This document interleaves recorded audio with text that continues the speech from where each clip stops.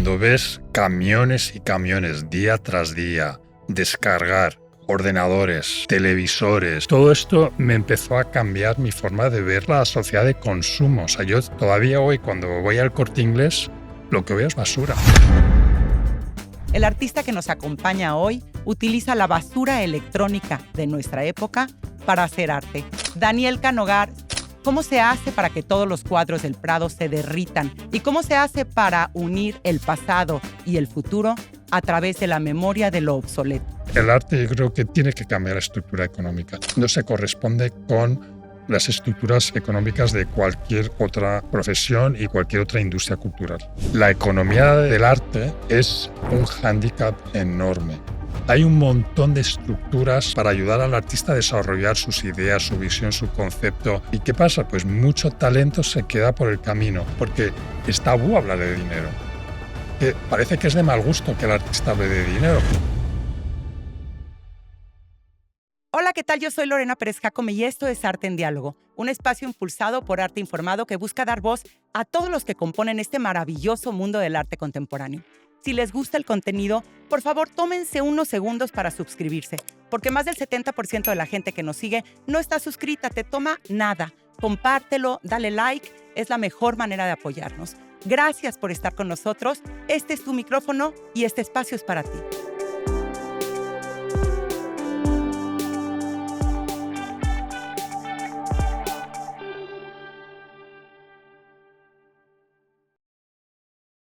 Nuestra galería invitada esta semana es la Galería Elba Benítez con la obra de Jorge Pardo. Toda la información de la galería o del artista la pueden encontrar en la descripción del episodio. Hola, ¿qué tal? Bienvenidos a Arte en Diálogo. Hay artistas que esculpen en mármol, otros que pintan sobre lienzo. El artista que nos acompaña hoy utiliza la basura electrónica de nuestra época para hacer arte, es decir, DVDs, focos fundidos, pantallas LED, datos en tiempo real.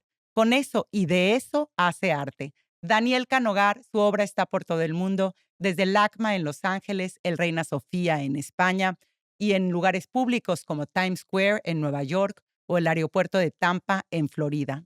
¿Cómo se hace para que todos los cuadros del Prado se derritan, generando una escultura digital? ¿Cómo se teje con luz y color?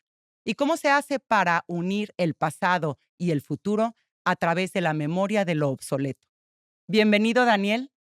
Gracias, Lorena. Un placer estar aquí conversando contigo. Ay, qué rico que ya nos estábamos persiguiendo, pero entre tú que vives en un avión.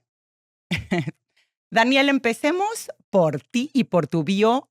Muy interesante porque tú vienes de un gran artista, de un padre artista, y tu mamá que es periodista y estadounidense, ¿no? Tu papá, bueno, hay que decir como contexto, tu papá es Rafael Canogar, que él es pues el cofundador del Grupo del Paso, con una importancia muy fuerte dentro del arte.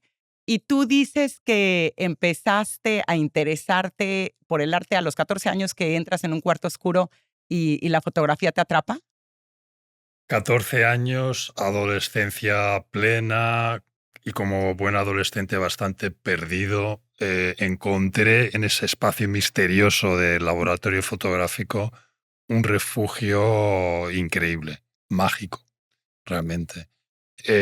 Todavía lo recuerdo casi con nostalgia terrible, ¿no? El olor a los químicos, la luz roja, la radio, no siempre tenía un poco de música ahí en la radio, al fondo, de bajito, y sobre todo la magia de ver imágenes aparecer, ¿no? En un soporte fotográfico.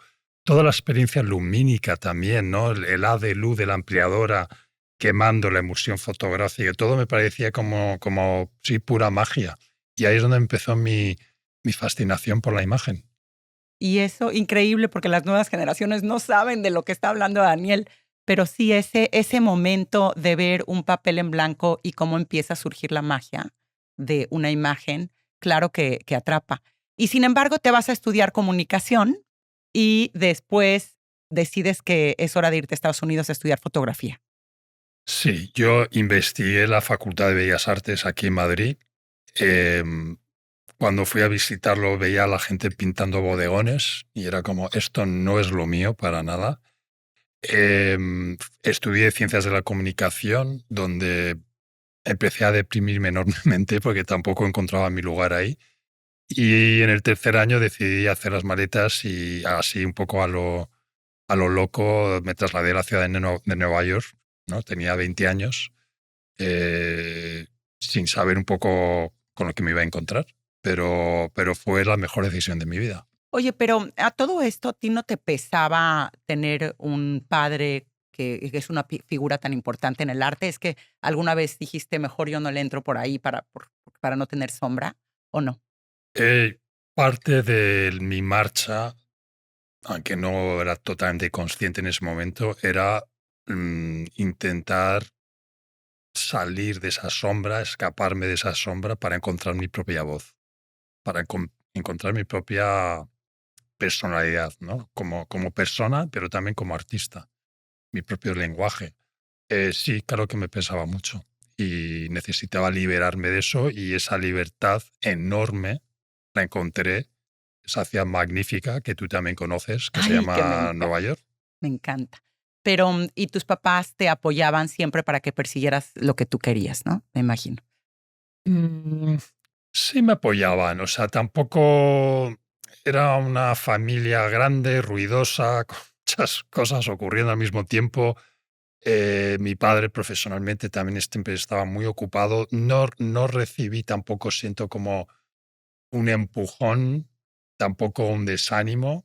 Sencillamente me dejaron hacer lo que yo quería, que ya es bastante. Que ya es bastante. Sí. Pero estás diciendo que te vas a los 20 años y sin embargo a los 17 tengo entendido que es tu primer proyecto fotográfico y que entras a Arco o está por ahí, Sí, no me acuerdo si eran 17 o o 18, pero 18 estabas años. Yo participé en el primer arco. Y por cierto, he participado en todos los arcos. muy bien porque es una feria magnífica. Pero estamos hablando ya de cuántos años se ha cumplido, no sé, 40 años, no sé qué aniversario ha cumplido. Increíble. Entonces ya da un poco de Pero, vértigo. ¿cómo participaste en el primer arco siendo tan pequeño, Porque tan chico? había una galería que en su momento fue muy interesante, la Galería Redor en Madrid. Era una pequeña galería que exponía fotografía y tenía participé en Rosalind Williams, era la directora de la galería, y ella a los 17 años me dio mi primera exposición y luego me llevó trabajo junto con otros fotógrafos o arco. Y eso fue el primer arco que lo recuerdo nítidamente, ¿De vamos, verdad? Qué totalmente. nervios. Entonces ahí tú ya te estabas perfilando como fotógrafo. Si bien después transicionaste hacia un arte diferente del cual hablaremos, ahí tú ya, para participar en Anarco, ya estabas, pues, ¿no? Empezando un camino. Yo a los 14 años, cuando descubrí la fotografía, sabía que quería ser artista trabajando con la fotografía. Lo tenía clarísimo. Ah, O sea, no fue algo que pensé luego posteriormente. O sea, yo dije, esto es mi medio, la imagen técnica, tecnológica, la magia de la imagen, esto es mi campo, esto es ahí me encontré en casa inmediatamente. Entonces fue de una edad muy joven que lo tenía muy claro. en este primer proyecto con el que participas es Brownie Hawaii. Ese es este en donde te pones a tomar fotos de los pies de la gente en Plaza Sol. Sí, se llama Brownie Hawkeye, Hawkeye. que era el nombre de una cámara de plástico que todavía la tengo, una cámara de baquelita que compré en el Rastro de Madrid por 500 pesetas. Estaba buscando una cámara que fuera un poco tosca, de lente de plástico. Esa cámara, de hecho, me rayaba los negativos. Era una forma un poco de dar más materialidad física a lo que era la fotografía, no como una ventana al mundo, sino como un artefacto que estaba presente en esas fotos que yo tomaba, ¿no? Porque de hecho distorsionaba las fotos. Entonces decidí hacer una serie durante año y medio. Me sentaba por las aceras de Madrid, del centro, la Gran Vía, por el Rastro, la calle Alcalá, Puerta del Sol, las entradas de los metros. Y fue una experiencia interesante porque había algo muy aleatorio, porque yo no estaba enfocando ahí como era una cámara de estas antiguas que había que mirar desde arriba. Sí. Entonces había algo muy aleatorio de ver esos pies que pasaban, ¿no? Me sentaba en eso, veía todo pies, el ruido de la ciudad, pequeñas conversaciones. y ver la ciudad, una ciudad que estaba arrancando, saliendo de la dictadura, ¿no? Estamos hablando de los años 80, es la época de la transición. Y nada, pues me pasé un año y medio sentado por las calles y las aceras de Madrid viendo mi ciudad como si fuera un bebé o una cucaracha o una rata, no sé muy bien qué. De hecho, era curioso porque como tenía que mirar hacia abajo, la gente se pensaba que era un mendigo. Muchas Sí, que te veces daban dinero. invitaban monedas que aceptaba yo encantado. Claro. Y bueno, eso fue mi primera serie. 20 fotos de pies de la ciudad de Madrid. Oye, pues mira nada más con qué fuerza empiezas. Además, hay que aclarar para los que no te conocen en persona que mides ¿cuánto? Casi 2 metros. 1,96. 1,96. Con lo Entonces cual, es descubrir esa mirada que yo creo que era recuperar la mirada de ese bebé que empieza a gatear o empieza a arrastrarse por el suelo y ve el mundo fresco, yo creo que era recuperar esa mirada también. bueno, entonces nos vamos a ese proyecto. Después dices, estudias comunicación, dejas la carrera, te vas a Nueva York al ICP. Bueno, antes del ICP, estuve 2 años en Nueva York, donde tenía un trabajo en las Naciones Unidas, era el colgador de abrigos de los embajadores de la Asamblea General. Con lo cual, si hacía buen tiempo, leía durante 8 horas. Si hacía mal tiempo, lloviendo y luego nevando, pues me salían callos en las manos de las pechas de los abrigos de 300, 500 embajadores en cola, todos con prisa para darles sus abrigos. Entonces, eso era mi day job, era mi trabajo de día. Por las tardes iba a clases de fotografía. No tenía dinero para ir a la universidad, pero era lo que se llamaba ahí un teacher assistant, un TA, con lo cual yo podría Asistente de maestro. asistencia de maestros, con lo cual aprendía más que los alumnos. Y luego por la noche, todas las noches, salía a la escena de Nueva York nocturna de los clubs maravillosos de los años 80, que eran, esto es un poco una época posterior al estudio 57. Estamos hablando de Area, de Palladium, de The Tunnel, Limelight. Pero qué Entonces, energía, bendita juventud que te daba bendita tiempo para juventud, todo. porque no dormía, llegaba a casa a las 4 de la madrugada y el día siguiente he vuelto a trabajar. Entonces fue una época delirantemente maravillosa y me dormían en el metro y me dormía en el cine y me dormía en ratitos que podía encontrar, pero fue una época increíble de, como digo, de una libertad total y de aprender muchísimo, de ver mucho, mucho arte. Que al final eras la gran ciudad del arte y todas las semanas me veía 30, 40, 50 exposiciones, que fue mi gran universidad, digamos, artística, ¿no? Y después es cuando te metes a estudiar fotografía o... Y luego conseguí una beca, Ujú. una beca para estudiar, hacer un máster. Iba a Madrid para hacer mis Comunicación. exámenes Ujú. finales, que eso era todo como un apaño que hacía con los profesores, porque no dejé de ir a clase, pero conseguí mi licenciatura y en cuanto conseguí mi licenciatura, conseguí una beca para hacer un máster de arte con especialización en fotografía. Eso fue realmente la experiencia también importantísima. Yo venía de la Complutense, donde era uno de 250 alumnos, y de repente estoy en una maestría, haciendo un máster, en una promoción de 15 alumnos, con 2 tutores que estaban viendo en detalle todos mis proyectos, hablando de mi trabajo durante horas y recibiendo un feedback a veces muy duro, pero que a mí era la primera vez que sentí que realmente alguien creía en mí y estoy tan agradecido a esos profesores, a esos maestros que yo tuve, porque fueron los que me dieron finalmente la confianza para creerme a mí mismo como un artista. Una de las grandes luchas que tiene el artista es creerse a sí mismo Totalmente. como a una profesión que es posible, ¿no? Y al final es todo muy mental, todo este tema del arte, ¿no? Y igual en Sí. todas las profesiones, pero Pero es verdad, cuando alguien cree en ti, desde un profesor o un coleccionista, la primera persona que te compra, o un galerista, yo me imagino que es un momento, pues que sí te cambia un parteaguas en tu carrera y en asumirte como artista. es como que te da un feedback como diciendo, vas bien por aquí. Y sobre todo que ahí en el máster recibía una crítica tan detallada de mis obras, lo tomaban tan en serio, y yo esa experiencia, yo no tengo tiempo de dar clase, pero cuando me llaman para dar un workshop, para dar un taller, yo voy, porque es mi forma de dar de vuelta, porque sé que significó tanto para mí Bonito. que todo el tema de la docencia es algo a lo que siempre dedico tiempo. Y siempre que me vienen grupos de estudiantes que quieren venir de la universidad al estudio, vienen y les intento enseñar lo que yo he aprendido. Pues un agradecimiento aquí, a todos los docentes que nos están viendo, porque sí, la labor es fundamental. Cambian vidas. Cambian vidas, qué bonito. Bueno, pues regresamos a que tú, al volver de Nueva York, decides sacar la imagen del papel y empezar a proyectar sobre objetos y cuerpos. En realidad, el tema del papel no me interesaba tanto. Ujú. A mí lo que me gustaba es la magia de la luz en el laboratorio, el ritual. Los rituales son tan importantes, la experiencia de estar ahí yo a solas, concentrado, esa cosa casi alquímica.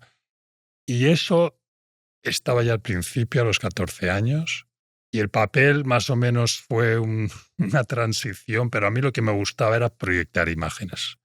Me gustaba crear experiencias donde esas imágenes proyectadas rodeaban al público.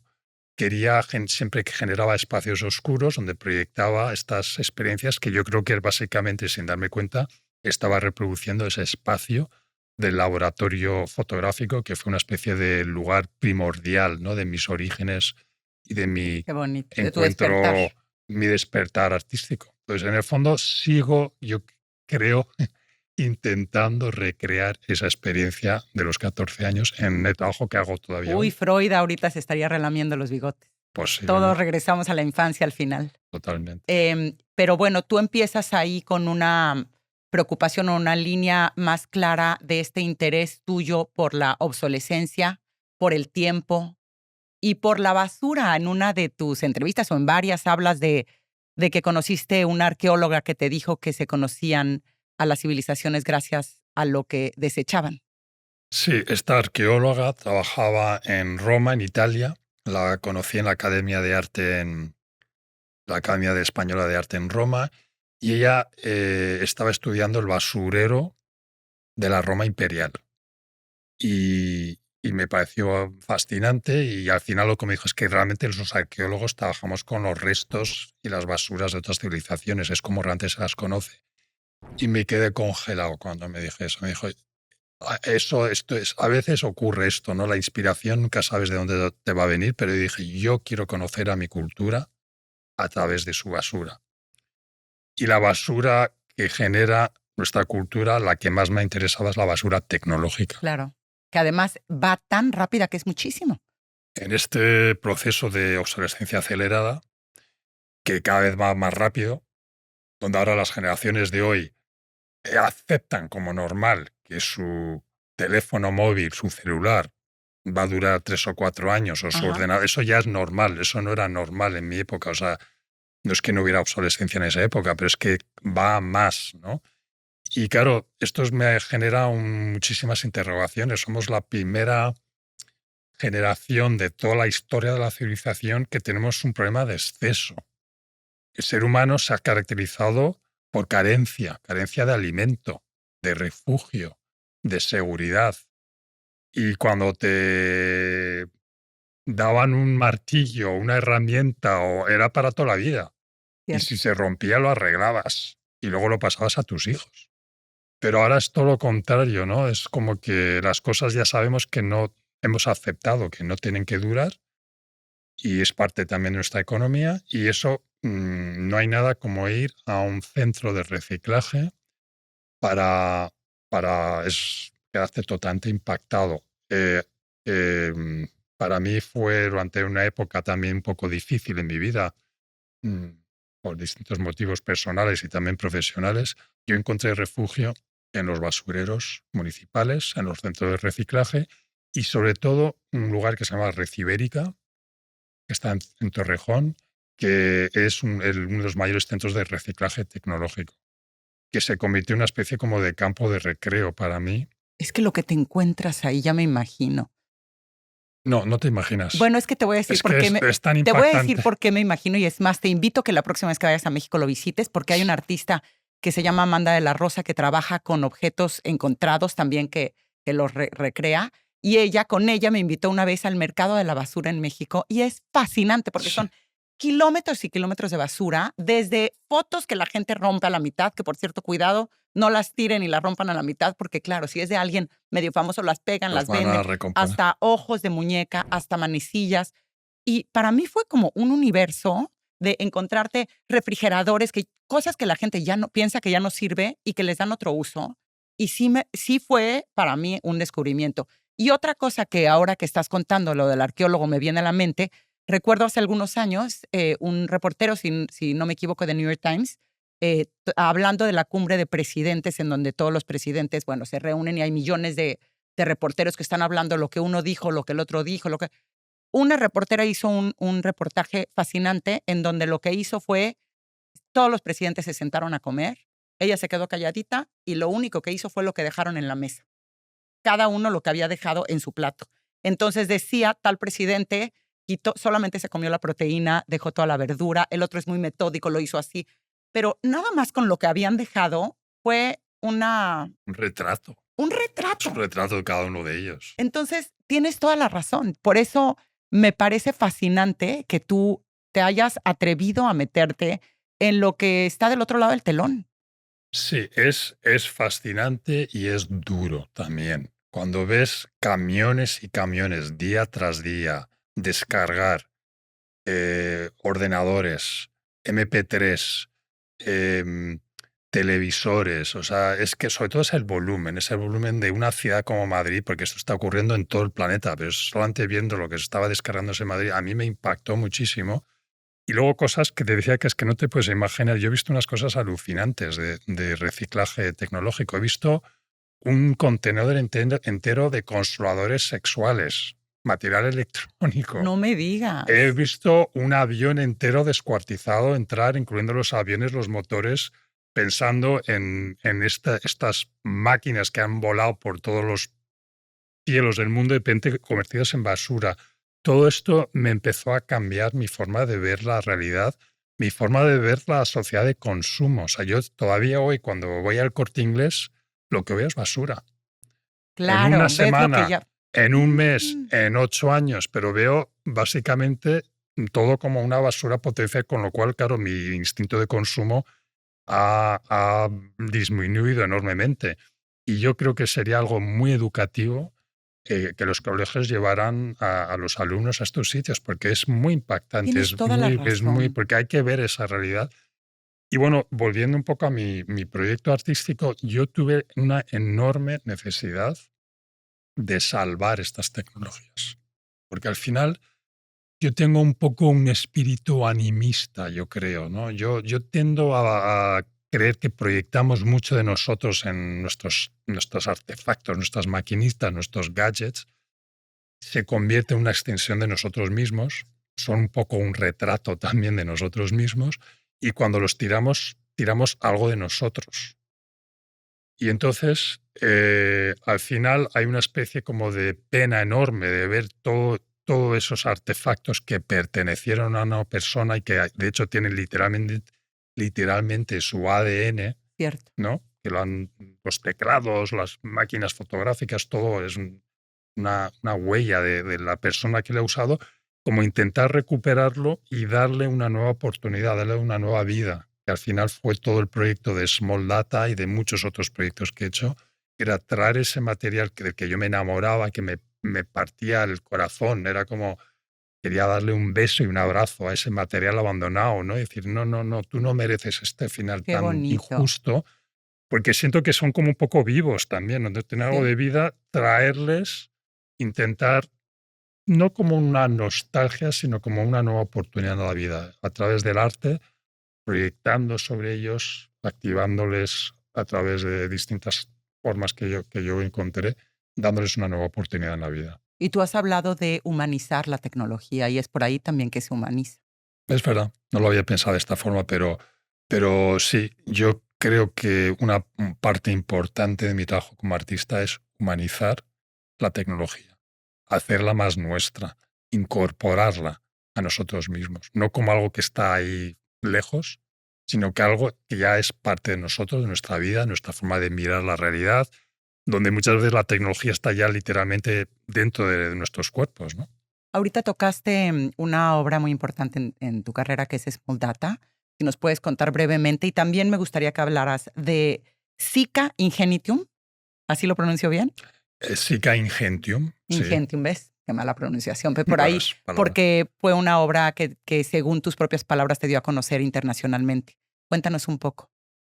Bueno, primero, Small Data es como mi pequeño museo de la tecnología obsoleta. Es una serie de 20 piezas que yo realmente las considero como bodegones, ¿no? Los Ujú. bodegones tradicionalmente en pintura eran mesas con símbolos del paso del tiempo. Una flor marchita, una botella vacía, una calavera, ¿no? Se llamaban los vanitas. Sí. Símbolos de lo rápido que pasa la vida. Yo he hecho mis bodegones contemporáneos con esta serie de Small Data, con unas baldas de madera donde coloco estos objetos encontrados, abandonados, móviles antiguos, una calculadora, unos discos duros rotos, una impresora, un escáner, en fin, son 20 artefactos tecnológicos, los coloco sobre una balda y con un pequeño proyector cenital los vuelvo a activar. Entonces tienen algo muy mm, simpático por un lado, porque son objetos que todos conocemos, ¿no? Cuando ves un VHS, pues muchos recordamos, los jóvenes no, pero muchos recordamos ir a los videoclubs para Sí. alquilar una película y organizarte un fin de semana maravilloso viendo cine. Sí, y además que te cobraban más si no los habías rebobinado. Sí, te castigaban. Sí. O a veces se te rompía el VHS también en la máquina, ¿no? En tu máquina. Bueno, eso me pasó a mí varias veces. En cualquier caso, hay un elemento de memoria colectiva asociado a estos objetos que yo activaba y al final, pues cada de esos artefactos, esos objetos tenían una historia que contarme. Yo tenía un Ujú. diálogo con ellos. Era como si tú pudieras recordar de DVD, ¿qué recordarías? O tu calculadora, que si pudieras soñar o cuáles eran tus sueños. O sea, eran como Como darles voz. darles voz y al final me guiaban y me decían, entonces es una serie de 20 obras a las que tengo un enorme cariño. Era muy interesante editar los vídeos que yo proyectaba porque no era cualquier vídeo, era un vídeo para proyectar sobre un objeto escultórico. Ujú. Entonces era una relación muy, muy interesante, ¿no? Y luego Sica Ingentium fue un poco el final de toda esa investigación de la obsolescencia porque consistía en 2.400 películas en formato DVD. Que además te las viste Las todas. vi todas. Bueno, tengo que confesar que al final tuve que pedir ayuda, No, porque, bueno. porque intentaba ver 10 películas al día, pero Y ojo, que todas son películas encontradas. todas son películas encontradas. No eran las mejores películas de la historia del cine. Porque si les han tirado, no creo. No, sobre todo la importante, el común denominador era que estaban encontradas, tiradas, descartadas. Quería que fuera muy internacional. Entonces, cuando yo viajaba, si me iba a China o me iba a donde fuera, Latinoamérica, me buscaba los sitios de basura donde podía encontrar DVDs. Todas esas películas luego las visioné, seleccioné fragmentos de cada una de ellas y luego proyecté sobre los 2.400 DVDs colocados en la pared esos fragmentos, creando una especie ahí de experiencia audiovisual caleidoscópica muy potente, importante porque además el DVD es el final de una larga historia. Ujú. Es la historia de los medios materiales para almacenar conocimiento desde la imprenta de Gutenberg, esos primeros libros impresos, en el Renacimiento han pasado 500 años y yo creo que ese arco histórico acaba con el DVD. Después del DVD, ¡puf!, Es todo cierto. va a la nube. Lo tangible ya no existe. Lo tangible no existe. Y ese paso es un paso que ha ocurrido en los últimos 20 años, que ha ocurrido un poco, lo hemos aceptado como normal, pero no es normal, es el final de una historia, el principio de algo totalmente nuevo. Y mi arte ahora mismo está intentando entender esa transición desde el archivo físico ¿no? Del mundo del carbono, de esta mesa, del libro, de la revista, del DVD, a ese mundo donde todo está como virtualizado, todo está en la nube. Puedes decir, vale, el celular, el móvil, eso es físico. Bueno, más No, que físico, es una terminal para acceder a información que está en otro lugar, exacto, que ¿no? a mí me sigue sorprendiendo, o sea, eso de que esté en la nube es, ¿y dónde está la nube y cómo? O sea, Claro. sigue siendo algo tan intangible y tan, sí, tan extraño todavía. Y luego se ha expandido víricamente la cantidad de información a la que tenemos acceso. Enorme, ¿no? Es como imposible que un ser humano pueda ver las 4.000 millones de horas de información audiovisual que hay en YouTube, por ejemplo. Eso jamás una persona va a poder verlo todo, ¿no? ¿Cómo clasificas? ¿Cómo ordenas? ¿Cómo Absolutamente. distingues lo importante, lo que hay que conservar para el futuro, de lo que es la basura? Son preguntas que generan un reto enorme, Son preguntas filosóficas, totalmente. totalmente. Volviendo a Zika, ¿por qué Zika Ingenitum? ¿Por qué tú dices que es la obra que te da a conocer fuera de España? Bueno, no sé si eso realmente es verdad. O sea, yo ya Yo tenía, tengo cuando una cita hice, que dice, fue la obra que me hizo visible fuera de España. yo Eso lo dije dijiste, eso. sí. Es que digo muchas tonterías a veces. Pero yo ya tenía mi galería en Nueva York en esa época y ya, o sea, ya estaba funcionando en Alemania y en Francia. Fue como uno de los proyectos como de museo, como empezaron realmente como proyecto de gran escala, ¿no? Pero bueno, ya en el 2014 ya había hecho yo el proyecto de Times Square, de los 47 pantallas de Times Square, que hice el asalto ahí a ese Cuéntanos. formato. Bueno, eso fue una invitación de un programa de arte público que tiene Nueva York y concretamente el Times Square para hacer proyectos de arte para Times Square. Times Square se ha convertido en un lugar muy comercial, muy de eh, como muy de casi parque temático, digamos, no es lo que era, ¿no? Pero al final van muchos turistas y quieren que haya una actividad cultural de la ciudad de Nueva York para que atraiga a otro tipo de perfil de gente, incluso de los neoyorquinos que pasan poco por Times Square. Entonces me invitaron a hacer un asalto. Mi serie asalto, el primer asalto que hice fue sobre la Puerta de Alcalá, donde grabé a ciudadanos de la ciudad de Madrid, ciudadanos adoptados y nacidos en Madrid. Les grabé como arrastrándose por el suelo y cuando eso lo proyecté sobre la Puerta de Alcalá parecía que estaban reptando y asaltando la Puerta de Alcalá. ¿Qué otra edición diferente fue la que hiciste sobre el Museo del Prado? Sobre el Museo del Prado, pero eso ya no era un asalto, no era de la serie asalto, eso vino luego bastante después. Pero en mi serie asalto yo asalté varias ciudades. Asalté Roma, asalté Río de Janeiro, asalté Madrid, que fue la primera, y muchas otras. Pero la de Nueva York fue la más grande. Entonces yo me instalé en mitad de Times Square, durante 4 días monté un plato de cine prácticamente, con una especie de tapete verde, ¿no? De croma, donde más de 1.000 personas, creo que fueron 1.500 personas, se arrastraron por ese tapete verde y yo como director llevé toda esa experiencia como unas grandes memorias, ¿no? Recuerdos que llevaré conmigo para siempre, ¿no? Eso es una de las cosas increíbles que mi trabajo artístico me ha llevado a tener unas experiencias ¿Cuál fue la reacción del indescriptibles. público? Bueno, había dos momentos. Monté la grabación Claro. y luego edité todo ese material que luego se presentó en las pantallas de Times Square. Muchos de ellos volvieron para verse escalando. Parte del interés que tenía el proyecto es que esas pantallas normalmente están para anuncios con supermodelos y bueno, toda la cosa un poco glamurosa de los anuncios. Y era como, no quieres estar tú por una vez en la vida en esa pantalla. Y eso era el gancho.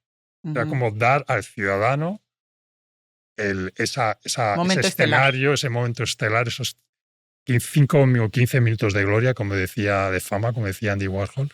Y entonces, pues la reacción era muy interesante porque además cambiaba cuando aparecía la obra de arte, que eran todas esas pantallas con gente reptando, asaltando, haciendo suyo la ciudad de Nueva York, el espacio público de la ciudad de Nueva York, pues cambiaba el feeling de Times Square. Era como, uy, ¿qué pasa aquí? Todo el mundo miraba y era como viendo toda Ay, esa qué gente reptar. bueno. Y luego también la experiencia de conocer a toda esa gente. Yo hablé con todos los participantes y había algo de su personalidad que luego se transmitía en cómo ellos se arrastraban por el suelo con todas las edades diferentes, gente de todo el mundo, gente muy ágil, gente muy torpe, pero cada uno llevaba un poco de humanidad y es una de las cosas que yo como artista me ha encantado, volviendo un poco a ese aspecto también aleatorio de crear una obra de arte con muchas otras personas que están contribuyendo para crear esa obra de arte. ¿Quién fue el autor de esa Claro, y tú obra? lo hablas mucho porque, hay que aclarar que tú tienes 2 estudios, uno en Madrid y uno en Los Ángeles, y tienes a 11 personas trabajando contigo, ¿no? Sí, Entonces, y todas, bueno, dando esa parte que solamente ellos pueden dar, ingenieros, expertos en toda la parte electrónica. ¿Cómo llevas tú entonces el tema de la autoría? pues con muchas dudas. Por un lado, me encanta trabajar con mi equipo. O sea, yo soy el director del estudio y la visión es mía y mi equipo sabe por dónde van los tiros, qué tipo de proyectos pero también escucho mucho. Y yo creo que escucho mucho, yo creo que ellos estarían de acuerdo. Estoy muy interesado en ese feedback y de hecho realmente me cuesta hoy en día hablar de mi trabajo y hablo mucho más de nuestro trabajo porque la realidad es que es un esfuerzo colectivo y ya el estudio se llama Estudio Daniel Canogar más que Daniel Canogar, ¿no? Pero en cualquier caso, yo he trabajado muchos años solo, he sido como tantos artistas un poco el hombre orquesta que hace de todo, desde hacer la obra de arte, instalar la obra de arte, hacer las fotos y los vídeos de documentación de la obra de arte, promocionar tu obra de arte, hacer la página web y ahora llega un momento donde tengo un equipo que me hace la gran mayoría de esas tareas. Eso me da mucho más tiempo para mi lado creativo, Totalmente. me da mucho más tiempo para investigar, me da mucho más tiempo para viajar, porque también el viaje es un tema muy importante para los artistas, para bien y para mal. Y bueno, yo entiendo ahora mi estudio como esos estudios florentinos del Renacimiento, ¿no? De los pintores que tenían equipos de Rembrandt. trabajo. Por ejemplo, Leonardo da Vinci de joven trabajó en el estudio de Verrocchio y estaba especializado en pintar pelo y ríos y agua de los No me ríos. digas. Dos cosas que son muy difíciles de pintar y que ahí se veía ya su enorme destreza pintando, ¿no? Y eso eran como eran los estudios de esos pintores, que tenían gente especializada en los fondos, otros en las caras, otros en las manos. Luego ellos hacían un poco, pues eso es un poco, y también mezclar mucho el arte y la ingeniería y la arquitectura y la Que cada vez escultura. más son estas disciplinas cruzadas en el arte contemporáneo. Sí, yo trabajo con tecnología, pero también trabajo con escultura, también trabajo con imagen algorítmica, o sea que hay una mezcla ahí de medios, ¿no? Daniel, si te parece, yo quisiera regresar a este punto más adelante porque me interesa que tú has hablado mucho del artista como empresario, las dificultades que puedes tener, las ventajas y las dificultades que puedes tener en llevar un estudio y en 2 países, y sobre todo lo difícil de tus apuestas que son en muchos casos pues monumentales, muy grandes. Pero me gustaría terminar, que no nos va a dar tiempo de tocar todas tus obras, pero que barnicemos un poco al espectador de algunas piezas icónicas en tu carrera. A mí me gustaría que hablaras del arte generativo, que son imágenes que cambian constantemente a través de algoritmos y que también es una parte fundamental en tu trabajo. Vivimos tiempos algorítmicos. Vivimos tiempos en los que no hay ni un principio ni un final de los distintos ciclos de consumo audiovisual. Antes se compraba el periódico por la mañana, lo leías al desayunar, por la noche después de la jornada de trabajo a lo mejor veías el telediario, ¿no? En la televisión, pero ya se acababa ese ciclo de ese día. Hoy en día es 24 horas, 7 días de la semana, cada minuto hay una noticia nueva. Ujú. Nunca llegamos al fondo de nuestros Instagram o de nuestro TikTok. Ni nuestro inbox, ni de nada. Siempre hay más y más y más y más. Es una nueva forma de consumir, de crear, de distribuir información que nos requiere una enorme, no sé ni cómo llamarlo, cambio sensorial, ¿no? De Ujú. cómo negociar toda esa información. Mi trabajo está intentando entender esa nueva realidad. esa nueva realidad, como digo, algorítmica, esa nueva realidad de archivos enormes de información. Y ahí encuentro un aliado en el arte generativo, que es el que yo creo que mejor está aliado para representar este momento. Entonces yo ahora mismo me siento incapaz de hacer un vídeo porque no creo que está acorde con los tiempos que estamos viviendo. Para mí, una obra generativa algorítmica que está cambiando con la información en tiempo real que nos llega por Internet está realmente tocándole el pulso a este momento que Está estamos viva. viviendo. Está viva. Y eso para mí es fascinante. Entonces, una nueva forma de trabajar que llevo ya bastantes años, que realmente creo que conecta muy bien con el público, lo entienden bastante bien. Y bueno, pues esto lo he hecho con proyectos de arte para exposiciones, para coleccionistas, pero también para el espacio público, ¿no? Por ejemplo, lo de Tampa, Florida, que podrías contar un poco para que se den una idea de lo que hiciste en el aeropuerto. El proyecto de Tampa es un jardín colgante, un poco inspirado en los jardines colgantes babilónicos. Es una especie de pantalla enredadera, una pantalla que se enrosca en la arquitectura de la terminal y sobre la que se ve una animación generativa que nunca se repite, donde se ven unas plantas que trabajé con el Jardín Botánico de Tampa para encontrar especies nativas de la zona, sobre todo subtropicales, y mucha presencia de orquídeas, que la Florida se llamó la Florida por las orquídeas que había.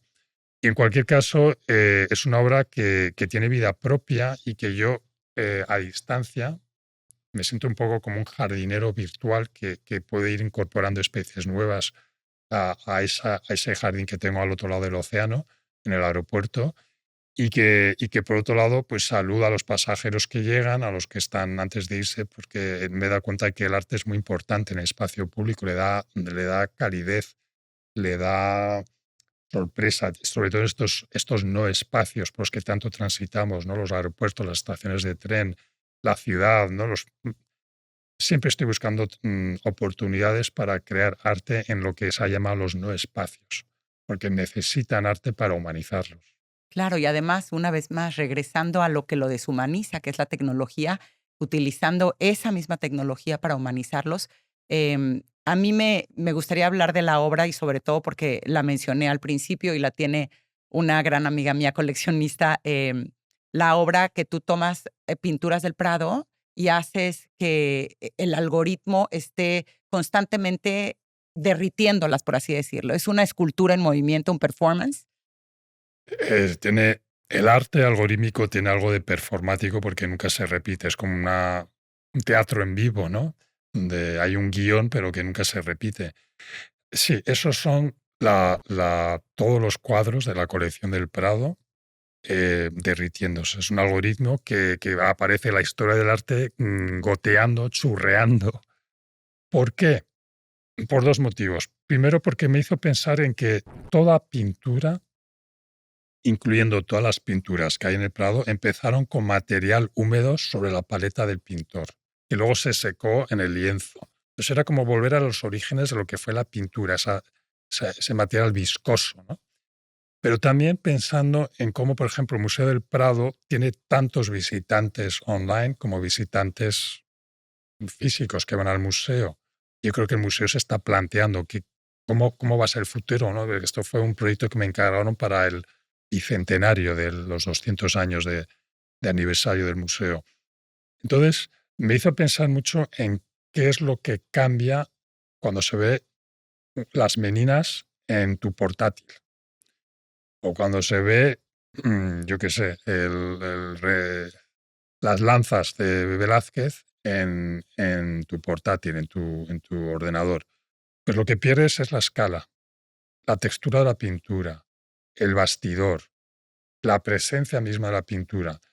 Es decir, toda la materialidad, la parte matérica de la pintura es como que desaparece y se convierte en algo como blando. De ahí por eso también los cuadros yo quería que es como que para meterse en Escurren. Internet había que meterles por el embudo de Internet, tenían que perder esa parte física y se escurren, se deslizan y se convierte en algo diferente. Y tú dices, la obra generativa es performance. Yo escribo las reglas y la pieza actúa. Es un poco hacerte para atrás como creador, ¿no? Y dejar que agarre su propio camino, perder el control de cierta manera. Vuelve a aparecer la palabra aleatorio. O sea, esa parte aleatoria, para mí, dejar que la obra haga lo que quiere hacer, me libera, hablando también de autoría. Ya a veces lo de la autoría es muy pesado. Artista en la como me encanta quitarme Sí. ese peso y hacer estas autorías compartidas que yo sí, hay algo de mi mirada, pero hay muchas otras miradas y eso me interesa mucho. Pero a mí me llama la atención y me genera 2 cuestiones. En primer lugar, tus coleccionistas, al adquirir una obra, tú has dicho que ellos, se vuelven parte como de un club, porque hay que darles cierto mantenimiento y tú hablas con ellos, porque la obra, pues, si requiere cualquier cosa, tienes a todo tu equipo que los apoye, que hace. ¿Qué va a pasar cuando tú no estés con esas obras? Porque estás hablando de tecnología que ahora lo puedes controlar, pero esa tecnología también en algún momento se va a hacer obsoleta. Yo tengo en el estudio a una persona que tiene un máster en conservación de arte tecnológico, de arte de media arts. Estamos creando muchos protocolos de mantenimiento que no los voy a explicar ahora porque sería para No. hacerte una conversación y es muy interesante, pero Diego está ahí creando muchas ideas muy pioneras. Acaba de venir a dar una conferencia en Bruselas de cómo trabajamos en el estudio. Hay dos, por resumir muy rápidamente, hay dos caminos. Uno, intentar actualizar las obras según vayan pasando los años. Y otra, intentar conservar la obra tal como se creó en el año 2025. Y algunas obras requieren una dirección y otras otra. Pero sobre todo, y eso son decisiones que tengo que tomar yo con mi equipo, ¿no?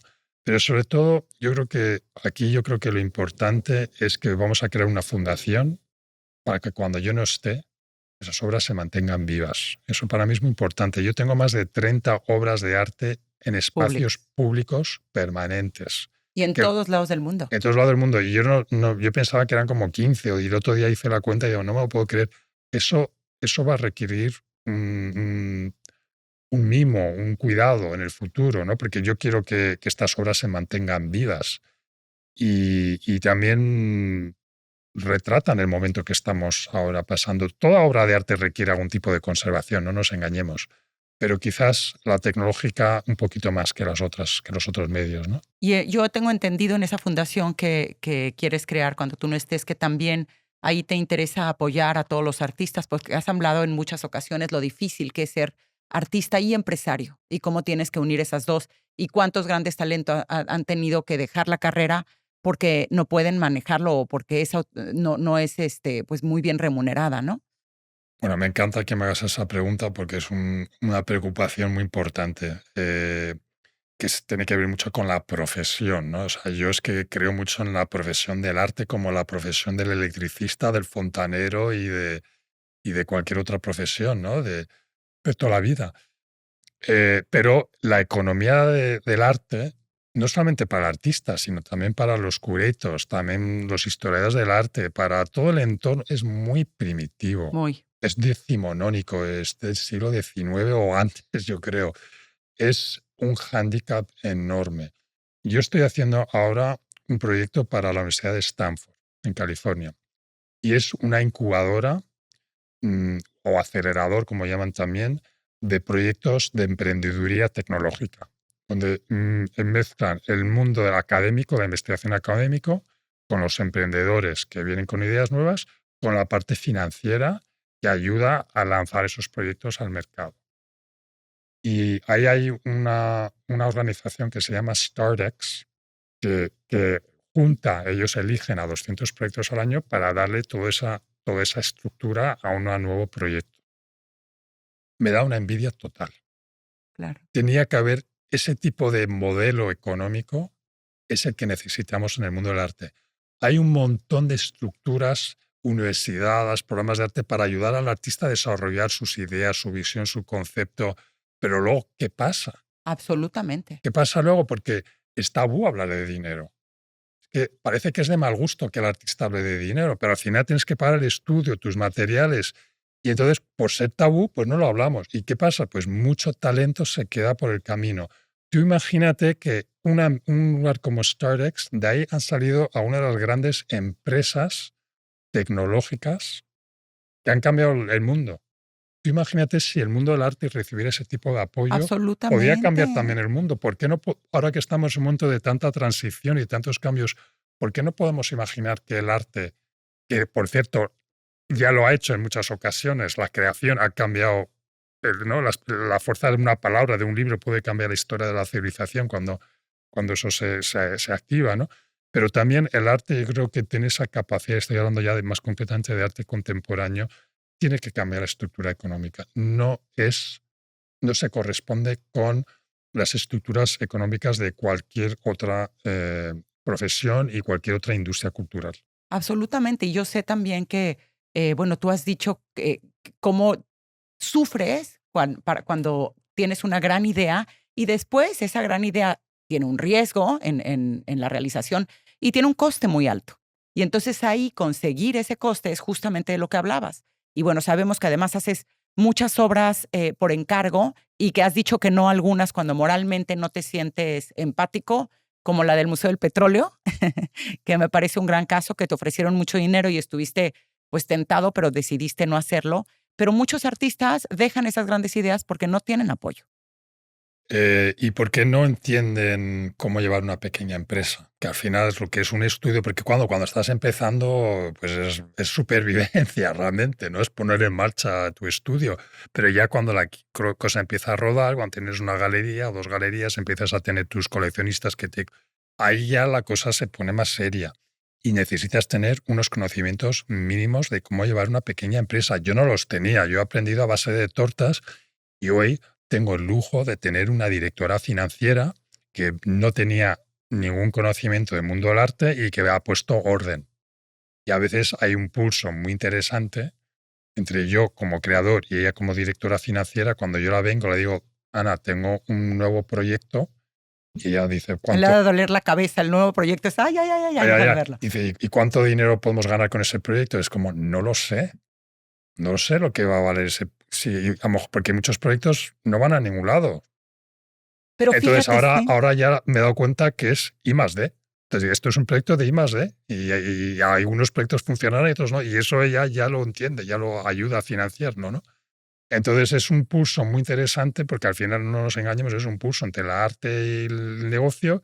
Es un pulso delicado, pero muy, muy interesante Y para. hay que romper el tabú, como bien lo dices, porque claro, se necesita el dinero y el mercado para que el arte siga existiendo. No, no puede existir la una sin la otra. ¿Qué consejo le darías a los artistas que están ahorita en esos momentos de, pues no, no me alcanza, quiero crear, pero no puedo?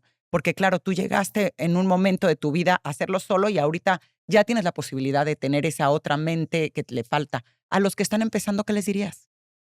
No puedo decir, no, me resulta muy difícil de decirle una, te voy a decir dos cosas. Perfecto. Número uno, cuando hay dinero, trabajas mucho. Cuando no hay dinero, trabajas más. Pero la cuestión es, no se deja de crear en una situación u otra. Y si no tienes dinero, trabajas con basura, que es lo que hice yo cuando no tenía Muy dinero, bonito. porque hay mucha basura y era gratis. O sea, que buscas formas. Eso sería un consejo. El segundo consejo, invierte en ti mismo. Invierte aún, o sea, porque invertir siempre es un riesgo. Invertir en ese primer alquiler de estudio, en ese primer ayudante de estudio, en esa cámara, ¿no?, que necesitas para empezar a trabajar o tu compu, tu portátil, es una forma de creer en ti mismo. Y yo sigo invirtiendo y arriesgando y lo que puedo decir es que las inversiones que yo he hecho en mí mismo no solamente me han ayudado a creerme a mí mismo como un artista viable, sino también me han vuelto, esa inversión me ha devuelto mucho. O sea, es una forma de desarrollarte profesionalmente. Pero al final es un poco un salto de fe. Es Lo es. Y y yo agregaría una tercera que tú has dicho que es 90% trabajo, 10% creatividad. O sea, que trabaja, trabaja, trabaja, o como dice Picasso, que la creatividad te agarre trabajando.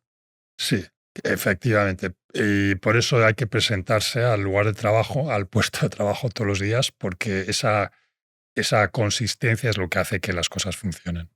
Daniel, por último, me gustaría que hiciéramos el hilo entre la historia del arte, que tú haces mucha referencia, y la obra presente o futura, que tú estás hablando de un lenguaje que va mucho más allá de lo nuestro. Como apunte, sé que en el 2022 fuiste nombrado académico de número en la Real Academia de Bellas Artes de San Fernando, lo cual es muy importante porque también para contextualizar, solamente hay un cierto número de asientos en la academia y esto es de vitalicio y es la primera vez que tienen a un artista como primer artista cibernético. Entonces, bueno, me llama la atención que es la Real Academia, que es algo mucho más tradicional y tú estás hablando de medios pues que van cambiando, muy poco tradicionales. Y también hay un guiño en tus obras a la historia del arte. A mí, en tu última exposición, tu más reciente exposición, me gustó muchísimo la obra que hiciste con referencia a Donald Judd, porque además es sentido del humor y es esa referencia histórica. Entonces ya te eché muchas preguntas, pero a ver cómo las contestas.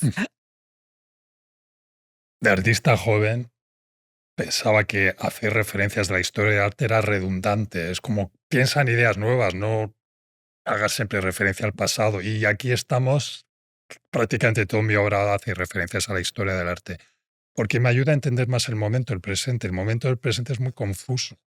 Y en ver cómo otros artistas en el pasado resolvieron sus dilemas creativos o su relación con sus tiempos me da mucha información sobre el presente. Entonces, ahora mismo yo soy un adicto a leer biografías de artistas.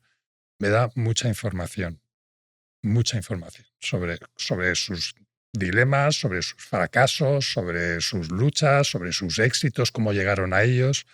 Esto me fascina, me encanta, me refuerza mucho en Y mis propias si tienes ideas. alguno top of the mind que nos puedas recomendar, nos lo Bueno, recomiendo. Top of the Mind esto no es de un artista, es un libro que ha salido el año pasado, muy extensivo, de cómo se hizo para mí la gran obra maestra del cine, que es 2001, Odisea en el espacio, de Stanley Kubrick. Es un libro que me ha hecho reír, que me ha hecho llorar, que a veces tenía que parar de leer para decir, no me lo puedo creer. Bueno, pues vamos a poner ahí la información Sí, en la descripción del episodio. totalmente. Y bueno, en general, la historia del arte también es una forma también de traer la historia al presente, y una de mis luchas actuales es que creo que a veces el arte, el mundo del arte está metido en una burbuja, un poco elitista. Y me interesa que te pueda tener una relación, una conversación con lo que tradicionalmente llamamos basura, volvemos a la basura. En este caso, la basura, el ruido digital. Y entonces me interesa crear mucho el choque de lo que hay en la calle, lo que se está consumiendo en Internet, que mucho de ello es basura, con este mundo tan refinado del arte, un poco casi como una rebeldía, Como ¿no? una provocación. Y el Donald Judd, por ejemplo, pues es una obra que es aparentemente muy bella, con unas luces ahí, parecen, ¿no? Es una especie de Donald Judd tuneado, pero luego cuando aprendes que eso es pornografía, que está haciendo streaming pornográfico, es como, oh, La entonces, obra, hay que explicar, es un Donald Judd en la apariencia y es luminoso, te atrapa, muy hipnótico. Cuando te acercas y si ves por abajo, hay un canal, el canal más importante de sí, pornografía, Pornhub, sí, Pornhub, que está transmitiendo imágenes. Entonces, no se emocionen, no lo pueden ver, es muy abstracto. pero sí genera ese... Y no es gratuito que sea pornografía, porque pornografía mueve un altísimo, junto con los videojuegos, es 30% de la actividad en Internet es videojuegos y pornografía. Increíble, no lo sabía. Entonces, eso también hay un comentario sobre esta sociedad digital en la que vivimos. Claro, es esa provocación y ensuciarlo. Estamos llegando al final de la entrevista, pero me gustaría preguntarte dos cosas. Una, tú dices que tu preocupación y tu arte nace de esa, bueno, más bien tu arte nace de esa preocupación acerca de la memoria, ¿no? De olvidar lo que está pasando, la memoria diaria y la memoria en el mundo, ¿no? Y eso quisiera que me lo desarrollaras. Y también dices que Silicon Valley nos está atacando y que a través de la humanización de la tecnología nosotros podemos responder. Sí, además las dos preguntas yo creo que están relacionadas. relacionadas. Em, Nosotros somos lo que recordamos. Nuestras memorias es lo que construye nuestra identidad, es lo que nos sujeta a la realidad, lo que recordamos. Por muy evanescente y onírico que pueden ser las memorias, pero al final es lo que usamos como para construirnos, para tomar decisiones. Bueno, ¿qué pasó hace 2 años? Me pasó lo mismo, pues voy a probarlo. No, eso es como aprendemos, como crecemos, pero es quiénes somos. ¿Qué pasa? Que Y hay un proceso natural de degradación de la memoria que ocurre con el tiempo, pero que encima, con la edad, según te vas haciendo mayor, pero ahora encima este bombardeo sensorial diario nos está minando la memoria. Y estamos viviendo una especie como de, no sé cómo llamarlo, de presente continuo, de afasia o de amnesia colectiva Amnesia colectiva. que realmente no nos permite generar ese diálogo con el pasado, ese contexto. Entonces, pues yo creo que ahí se está perdiendo algo muy importante del ser humano. Y el arte, además, es uno de los sitios que, gracias a Dios, podemos un poco reflexionar un poco sobre este espacio, este espacio sin memoria, sin pasado, ¿no? Es un tópico, pero es realidad. Para saber hacia dónde vamos, tenemos que saber de dónde venimos, ¿no? Ujú. Y entonces, todo mi trabajo, en el fondo, hay un elemento crucial que tiene que ver con mi pánico a perder la memoria, porque lo estoy perdiendo. Yo tenía una memoria increíble Y yo. y la Bueno, yo estoy nunca he tenido tan perdiendo. buena, pero. Bueno, yo la mía era sobre todo visual, era increíble, ¿no? Ujú. Y ahora me da mucha rabia cuando me pierdo una ciudad, porque me he acostumbrado a Google Maps, ¿no? Y me da mucha rabia cuando no me acuerdo de un autor o de un artículo, de un no sé qué. Es como algo que está ocurriendo a nivel, yo creo que social, ¿no? Y también la economía de la atención también está minando nuestra capacidad de realmente de estar aquí en este momento. Me encanta estar aquí hablando contigo en este momento porque estamos tú y yo aquí, ahora, en el momento. No estamos mirando nuestros móviles ni pensando qué tengo que hacer ahora ni después. Es que es un placer estar en el momento y fijarnos y pensar con profundidad en esos pequeños detalles del día a día, estamos perdiendo. Y Silicon Valley es muy responsable de eso. Eh, Como yo también paso mucho tiempo en Los Ángeles, que el Silicon Valley está totalmente instalado ahora en Los Ángeles, es Silicon Valley como lo llaman ahora, pues em, ahí yo detecto enormemente. Perdona, no, lo llaman Silicon Beach, es como lo llaman, porque todos se han instalado ahí en Venice y en Santa Ajá. Mónica. Pero bueno, y lo que estoy detectando es un- una irresponsabilidad enorme hacia el impacto que tienen estas tecnologías sobre el ciudadano y sobre todo con el joven, con los jóvenes. Es terrible. Lo sabemos, las redes sociales, las adicciones. Ahora ha salido un caso hoy muy interesante va a ir adelante el juicio hacia ChatGPT, hacia OpenAI, una serie de suicidios que ha Lo he habido. visto. Em, Hace falta legislación, hace falta poner orden, hace falta poner límites, porque Silicon Valley ahora está en el momento Far West de estas tecnologías. Curiosamente, los hijos de la gente que trabajan no les dejan tener ni Nada. móviles, ni iPads, ni nada, por algo será. Ellos saben Increíble. por qué que está el veneno que hay ahí. Ujú. Y yo como artista me interesa sobre todo también traerlo a mi terreno, ensuciarlo, humanizarlo, hacerlo nuestro, no ignorarlo. Y ahí, sobre todo, el gran tema del momento, claro, la inteligencia artificial. La inteligencia artificial y la creación. Es algo que hemos hablado mucho en el estudio. Y la postura que yo tengo es, ya usamos totalmente la inteligencia artificial, la estamos incorporando a nuestro trabajo artístico, pero lo que no queremos hacer bajo ningún concepto es dar unas instrucciones para que una obra de arte, para que un agente de inteligencia artificial desarrolle la obra de arte.